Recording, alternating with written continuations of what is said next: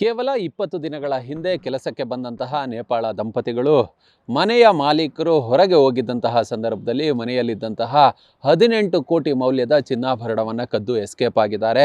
ಸುಮಾರು 11.5 kg ಚಿನ್ನ, ಅದ್ರ ಜೊತೆಗೆ 5.5 kg ಬೆಳ್ಳಿ ಮತ್ತು ವಜ್ರಾಭರಣಗಳ ಸಮೇತ ಈ ನೇಪಾಳ ದಂಪತಿಗಳು ಎಸ್ಕೇಪ್ ಆಗಿದ್ದಾರೆ. ನಾವೀಗ ಆ ಮನೆಯ ಮುಂಭಾಗದಲ್ಲಿದ್ದೀವಿ.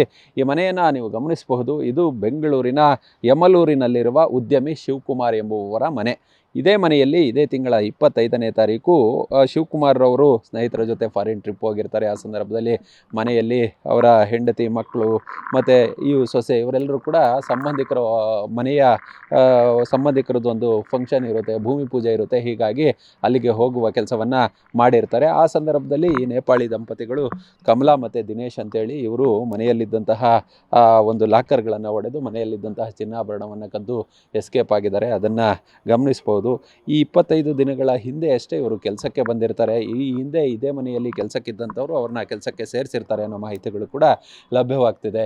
ಏಕಾಏಕಿ ಅಂದರೆ ಮನೆಯಲ್ಲಿ ಅವತ್ತು ಭೂಮಿ ಪೂಜೆ, ಯಾರೋ ಸಂಬಂಧಿಕರದ್ದು ಭೂಮಿ ಪೂಜೆ ಇತ್ತು ಅಂತೇಳಿ ಇವರು ಹೊರಗೆ ಹೋಗುವ ಕೆಲಸವನ್ನು ಮಾಡಿರ್ತಾರೆ. ಆ ಸಂದರ್ಭದಲ್ಲಿ ಈ ರೀತಿಯಾಗಿ ಏಕಾಏಕಿ ಮನೆಯಲ್ಲಿದ್ದಂತಹ ಆ ಲಾಕರ್ಗಳನ್ನು ಮುರಿತಾರೆ. ಲಾಕರ್ಗಳನ್ನು ಮುರಿದು ಚಿನ್ನಾಭರಣವನ್ನು ಕದ್ದು ಎಸ್ಕೇಪ್ ಆಗಿದ್ದಾರೆ. ಶಿವಕುಮಾರ್ ಮನೆಯ ಮಾಲೀಕರು ಅವರ ಹೆಂಡತಿ ಮತ್ತು ಅವರ ತಾಯಿಯ ಸೆಂಟಿಮೆಂಟ್ ಇದ್ದಂತಹ ಒಡವೆಗಳಿದ್ವು. ಏಕಾಏಕಿ 11 kg ಒಡವೆ ಗಳಿಸಿದ್ದಲ್ಲ, ಕಷ್ಟಪಟ್ಟು ಇಷ್ಟು ವರ್ಷ ದುಡಿದು ಕೂಡಿಟ್ಟಂತಹ ಆ ಹಣವನ್ನು ಮತ್ತು ಆ ಚಿನ್ನಾಭರಣವನ್ನು ಇದೀಗ ಕದ್ದು ಎಸ್ಕೇಪ್ ಆಗಿದ್ದಾರೆ ಅನ್ನೋ ಮಾಹಿತಿಗಳು ಇದೀಗ ಸಿಗ್ತಿರೋದು. ಸದ್ಯ ಈ ಸಂಬಂಧ ಮಾರತಹಳ್ಳಿ ಪೊಲೀಸ್ ಠಾಣೆಯಲ್ಲಿ FIR ಅನ್ನು ದಾಖಲು ಮಾಡುವ ಕೆಲಸವನ್ನು ಕೂಡ ಮಾಡಲಾಗಿದೆ. ಆದಷ್ಟು ಬೇಗ ಆರೋಪಿಗಳನ್ನ ಹಿಡಿದುಕೊಡ್ಬೇಕು ಅನ್ನೋ ನಿಟ್ಟಿನಲ್ಲಿ ಕೂಡ ಇದೀಗ ಒತ್ತಾಯವನ್ನು ಮನೆಯ ಮಾಲೀಕರು ಮಾಡ್ತಿದ್ದಾರೆ.